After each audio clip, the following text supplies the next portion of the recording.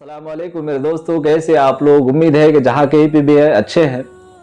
तो आज मैं आप लोगों के सामने एक शख्स को जो है पेश करना चाहूँगा। इनको आप शायद जानते होंगे। इनका नाम है शुभंकर मिश्रा। और हकीकत अगर मैं बताऊं कि जब मैं यूट्यूब चैनल नहीं खोला था उससे पहले मैं इनको काफ़ी सुनता था। क्योंकि सबसे पहली बात तो ये है कि ये देखने में काफ़ी कूल टाइप हैं और अच्छे भी लगते हैं, माशाल्लाह जो है खूबसूरत है। और उससे भी अच्छी बात ये थी कि ये जो बातें करते थे तो इससे ये काफ़ी इंसान मोटिवेट भी हो जाता था और अच्छा भी लगता था कि जब भी इन्होंने कोई भी बात जो है कहा है अपने वीडियो के अंदर तो अच्छी बात कहा है। तो इस हिसाब से मैं काफ़ी पसंद भी करता था और इनको सुनता भी था, शुभंकर मिश्रा को। लेकिन आज अचानक से इनका एक वीडियो मेरे पास आया और जब मैं देखा तो काफ़ी अफसोस हुआ कि आंखें जो हैं सिर्फ चेहरे तक रह गई, इनके अंदर झांक नहीं पाया कि ये अंदर से एक तरह का नफरती इंसान ही है। और शायद अगर पढ़ा लिखा हो तो माफ़ करें, ये पढ़ा लिखा जाहिल है। क्योंकि आप सोचेंगे कि मैं इनके बारे में ऐसा क्यों कह रहा हूं, क्योंकि पहले तो मैं इनको काफ़ी सुनता था, अच्छा भी लगता था इनको सुनना। लेकिन आज इन्होंने मेरा दिल मैला कर दिया, ख़राब कर दिया कि ऐसा इन्होंने बात कह दिया। तो आप बेहतर है कि इतनी बातें कहें, आप इनका ये वीडियो देख लें। नुसरत फतेह अली खान साहब बड़ा सम्मान करते हैं, हम सब बहुत गाने सुने हमने उनके। लेकिन उनका एक गाना सोशल मीडिया पर वायरल हो रहा है।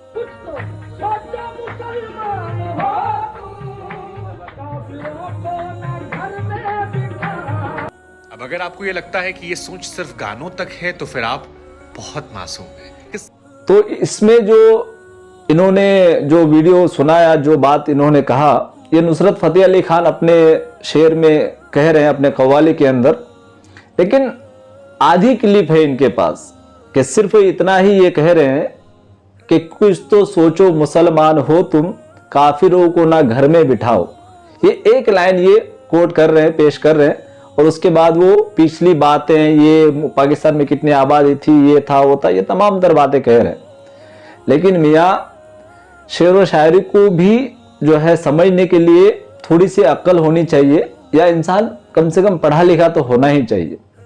कि आधी क्लिप तो आप पेश कर रहे हो, ये तो सबसे गलत बात है। आपको पूरा जो है कव्वाली सुनाना चाहिए, या फिर जो पूरा शेर है, क्योंकि शेर एक लाइन से तो नहीं बनता, उसको दो मिसरे चाहिए होते हैं, दो लाइन होती है तब जाके शेर मुकम्मल होता है।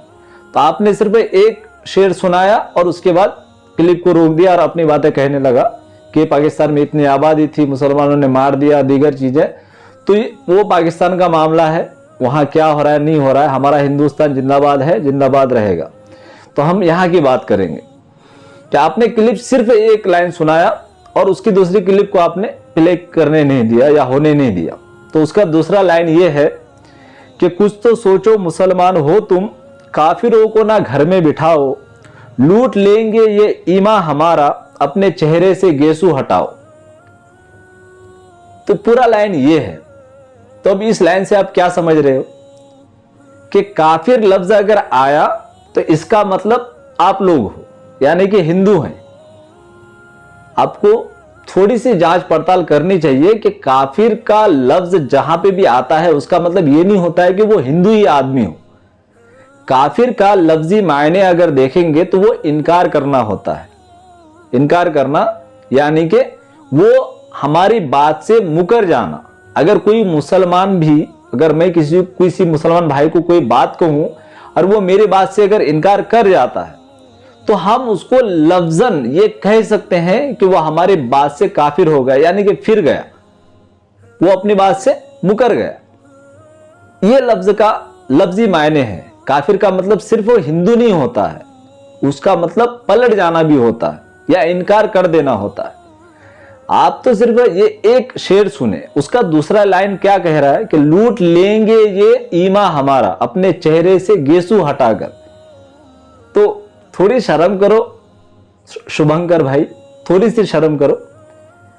आप बोलते हो कि ये काफिरों को टारगेट करके कह रहा है और इनके दिमाग में है, सिर्फ इनके कव्वाली में नहीं है। तो मैं आपको बताऊं कि आप जब इसको तहकीक करेंगे इस शेर की तो आपको खुद हंसी आ जाएगी।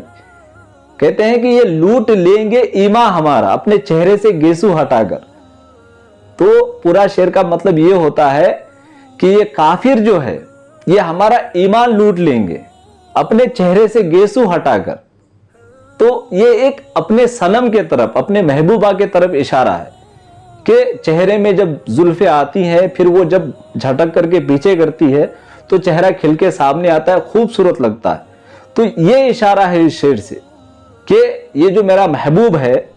और इससे भी एक आपको आपके नॉलेज के लिए एक शेर में कहना चाहूंगा कि अल्लामा इकबाल का शेर है। उन्होंने कहा है कि हम है वहदत परस्त वाहिद खुदा हमारा, हम है वहदत परस्त वाहिद खुदा हमारा, हम है काफिरों के काफिर, काफिर खुदा हमारा। अब बताइए कि इस शेर में हम अपने आप को कह रहे हैं और ऊपर से अल्लामा इकबाल जैसा शख्स जो है, इतने बड़े शायर, वो खुदा को भी काफिर कह रहा, या हम मुसलमान होकर के कह रहे हैं।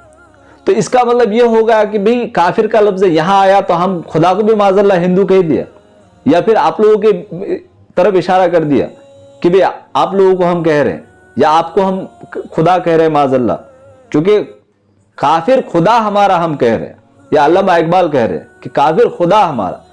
लेकिन इस शेर की जब तहकीक करेंगे तो आपको पता चलेगा कि पहला लाइन जो है कि हम है वहदत परस्त, यानी हम एक को मानने वाले हैं, और वाहिद खुदा हमारा, यानी कि हमारा खुदा भी एक ही है, हम एक को मानने वाले हैं, और हम है काफिरों के काफिर, हम है काफिरों के काफिर, यानी हम अल्लाह रसूल के अलावा जितने भी चीजें हैं वो सारी चीजों का इनकार करने वाले हैं। क्यों? क्योंकि हमारा खुदा काफिर, यानी कि काफिर खुदा हमारा, क्योंकि खुदा भी जो है तमाम चीजों का इनकार करने वाला है। वो सिर्फ कहता है कि मैं हूं, मेरे अलावा और कोई नहीं है। फिरौन ने कहा था कि भाई मैं भी खुदा हूं, तो अल्लाह ने तस्लीम किया, उसे तो गर्क कर दिया, उसे तो कायनात तक के लिए लोगों का इबरतनाक हौलनाक जो है किस्सा बनाकर रख दिया अल्लाह तबारक तआला ने। क्योंकि वो जानता है कि दुनिया में बादशाहत है, लेकिन खुदा नहीं मानता कि किसी की भी बादशाहत कायम रहेगी, ना वो कोई नहीं रहेगा, सिर्फ रहूंगा तो मैं। खुदा कह रहा कि सिर्फ रहूंगा तो मैं, बादशाहत कोई चीज नहीं होती, किसी को बादशाहत स्वभाव ही नहीं देता, क्योंकि सारी चीजें मैंने बनाया, कोई मेरे बराबर का नहीं है, मैं हूं जो हूं, सिर्फ मैं हूं। तो वो सारी चीजों का इनकार करने वाला है। तो इसीलिए अल्लामा इकबाल ने कहा कि हम है वहदत परस्त वाहिद खुदा हमारा, हम है काफिरों के काफिर। काफिर क्या खुदा का इनकार कर रहा है? हम तो खुद उन लोगों का इनकार कर रहे काफिरों का, कि हम है काफिरों के काफिर, हम इनकार करने वालों में से भी ज्यादा इनकार करने वाले हैं, क्योंकि हमारा खुदा भी ज्यादा इनकार करने वाला।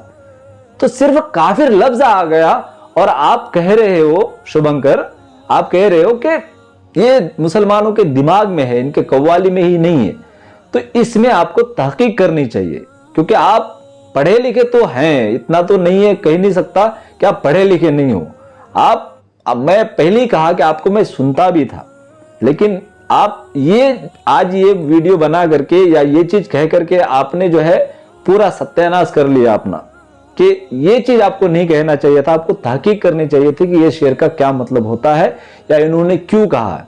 ये किसी काफिर को टारगेट करके नहीं कहा, ये अपने महबूब को, अपने सनम को, अपने प्यार को, अपने बेवफा सनम के तरफ इशारा करके कह रहा कि इस तरह की चीजें हैं। और फिर आपको जो है मैं ये बताऊं कि इस शेर में जो लाइन आप कोट कर रहे हो नुसरत फतेह अली खान का, कि कुछ तो सोचो मुसलमान हो तुम, काफिरों को ना घर में बिठाओ। तो इसके एवज में भी आपको मैं एक चीज और जो है सही तरीके से पेश कर दूं कि घर लफ्ज जो आया है कि काफिरों को ना घर में बिठाओ, तो घर का मतलब वहां पे घर नहीं है, ये चार दीवारी वाला ये घर नहीं है। आपको ये चीज भी तहकीक करनी चाहिए थी, ये चीज भी समझना पड़ेगा आपको। क्यों? क्योंकि घर का मतलब सिर्फ घर नहीं होता, वहां घर का मतलब दिल लिया है। वहां पे दिल का मतलब वहां घर का मतलब नुसरत फतेह अली खान ने दिल को लिया है कि कुछ तो सोचो, मुसलमान हो तुम। ये बेवफा सनम जो है, ये बेवफा सनम जो है, इसे अपने दिल में जगह मत दो, इसे अपने दिल में मत बसाओ। ये उनका कहने का मकसद है। आप सोचेंगे कि ये ऐसी अफवाही बातें हो गई, तो इसके लिए मैं आपको एक शेर कह दूं, क्योंकि आप शेर को ही कोट किए हैं, तो मैं शेर आपको सुना दूं कि हमेशा घर का मतलब घर नहीं होता, घर का मतलब कभी कभी दिल का भी होता है। क्यों? क्योंकि ये शेर आपने कभी ना कभी सुना होगा कि उसने इस अंदाज से सरे महफिल देखा मुझको, उसने इस अंदाज से सरे महफिल देखा मुझको, इंतकामन मुझे उसके दिल में घर करना पड़ा। इंतकामन मुझे उसके दिल में घर करना पड़ा। तो इसका मतलब ये नहीं है कि आप वहां पे सीमेंट ईंट और सब कंक्रीट वगैरह लेकर के गए और उसके जो है दिल में आपने एक घर बना लिया मिस्त्री लगा करके। ये ऐसा नहीं है। यानी कि उसके दिल में मुझे जगह बनानी पड़ी, उसके दिल में मुझे मोहब्बत को जगाना पड़ा, उसके दिल में अपने लिए मैंने इज्जत बनाया। तो घर का मतलब मैंने उसके दिल में अपने जगह बनाया, अपने लिए जगह बना लिया, अपने लिए इज्जत बना लिया।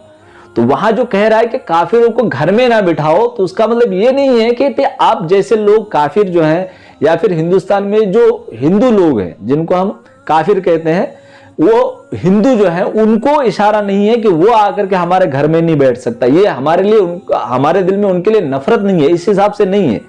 वो कह रहे हैं कि अपना जो बेवफा सनम है ना, उनको दोबारा दिल में जगह मत दो, क्योंकि ये फिर से तुम्हें जो है ना अपने चेहरे की खूबसूरती दिखा के फिर से ये हमारा दिलो ईमान लूट लेगा। ये मकसद है उसका। तो शुभंकर मिश्रा जी, आप तक अगर कभी ना कभी ये वीडियो पहुंचे, तो लिहाजा आप जो है थोड़ा तहकीक कर लें। मेरी बातें सुन करके यकीन नहीं करेंगे अलग बात है, लेकिन आप थोड़ी तहकीक कर लें और ये पूरा गजल आप सुने, कि पूरा गजल सुनने के बाद आपको एहसास होगा कि नुसरत फतेह अली खान जो है अपने कव्वाली में, अपने गजल में क्या कहना चाह रहे हैं, और ये काफिर लफ्ज से वो मुखातब किसको करते हैं, वो कहना क्या चाह रहे हैं। तो ये मेहरबानी करें, इस तरह से जो है आप जैसे लोग, पढ़े लिखे लोग ही अगर आप नफरत फैलाने का काम करने लग जाएंगे, तो मियाँ हिंदुस्तान बर्बाद हो जाएगा। कि किसी का कुछ भला होने वाला है नहीं। और वो बेचारा पाकिस्तान का है, वो कह के इस दुनिया से चला भी गया है। वो चीज कह करके आप हिंदुस्तान के मुसलमानों का दिल खराब कर रहे हो और हिंदुओं का दिमाग खराब कर रहे हो।